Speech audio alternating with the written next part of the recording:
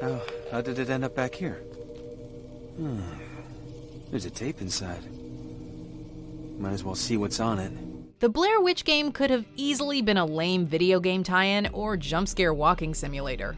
Instead, fans got something that satisfies as an immersive horror game while contributing to Blair Witch's lore without taking away from the mystery and uncertainty the franchise relies on.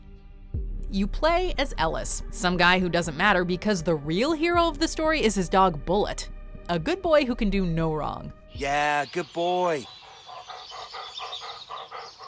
The two join a search party for a missing boy who has disappeared in the Black Hills Forest outside Burkittsville, Maryland. Things don't go well, and this extremely irresponsible dog owner charges headlong into the woods without a map. Not that a map helps in the Blair Witch universe anyway. Get out of my mind! The map doesn't do a shit! Do you realize? Not to you, but I do what that map says! Immediately, the story acknowledges that this is the same forest from the Blair Witch Project, and other characters discourage him from joining the search. Not just because of the forest's history, but also because Ellis himself may not be in the best state of mind. This mystery, far more so than the horror, is what compelled me to keep playing. And honestly, I mean this, I couldn't put the game down. It took me about 5 hours to beat. You can decide for yourself if that's worth the price of admission, but Blair Witch uses that time very well.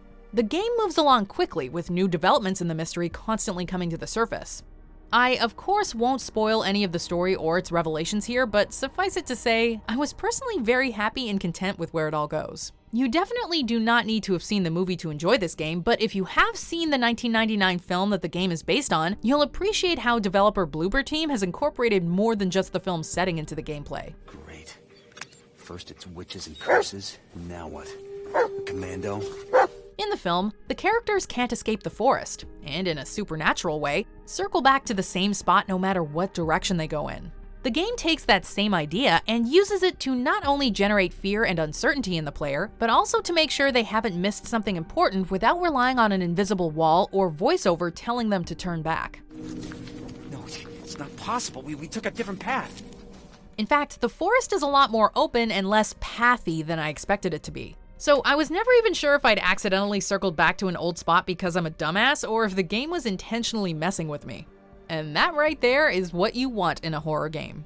Are we walking in circles? One of the main and most interesting mechanics is the ability to slightly alter reality by collecting and playing back mini DV tapes found throughout the woods. Let's see. Not only do each of these tapes advance the plot, but playing them back and pausing them in the right spot is needed to solve puzzles and move forward. A basic example of this is arriving at a locked door, but playing back a tape that shows the door opening and pausing at the right moment will make the door open in Ellis's reality as well. But this goes beyond opening doors, and a few of the puzzles will undoubtedly give astute players a sense of accomplishment when they remember a small detail from an older tape and use it to get things done. Part of what makes the game so immersive, beyond the extremely detailed world, are the items and equipment you have at your disposal. The flashlight, camera, radio, and cell phone, as well as other objects in the world, all function and operate like their real-life counterparts. Pulling out your phone to check text messages or answer radio signals when you wander back into communication range keeps the player embedded in the world, and is a lot more fun than opening an in-game menu. You can even play games and dig around in the call and message history for more insights into Ellis's backstory. Others are reporting bugs, but we played the game on PC and didn't encounter much that gave us reason to complain. One time, Bullet refused to pick up an item I needed him to fetch. After a few minutes of trying, he finally did, and I honestly can't tell you what I did that finally made it work, but besides that, no other technical issues came up. Personally, I was more horrified by the voice acting of the support characters early on in the game. Ellis and Jess are good, but damn, does everyone else really not understand the tone of what they're trying to deliver? Ingram, do you ever shut up? Check the hill, Ingram. Got it.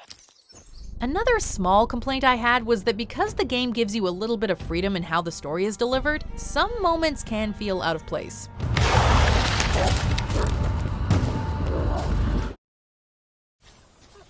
I hate when people do that. For example, after a truly terrifying discovery, I thought to try for cell reception, resulting in Ellis having a calm, mild-mannered conversation with Jess instead of telling her how horrified things had just gotten. You know, I know you won't turn your back, so I won't ask you again. Just, once this is over, call me if you want to ride home. Thanks, Jess. For everything. I guess this conversation was supposed to happen a little earlier. Oops. I hate when people do that.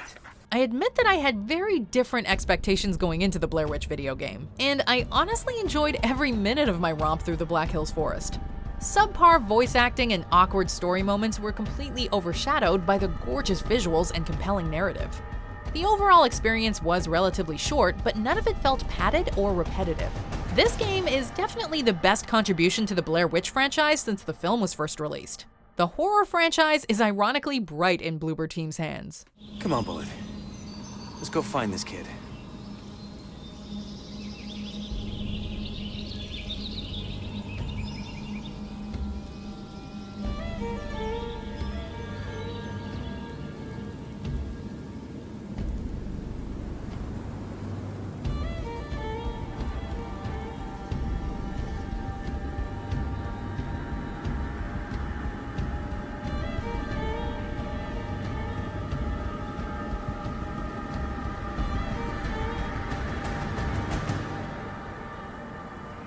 Check out this other recent clip from MojoPlays, and be sure to subscribe and ring the bell to be notified about our latest videos.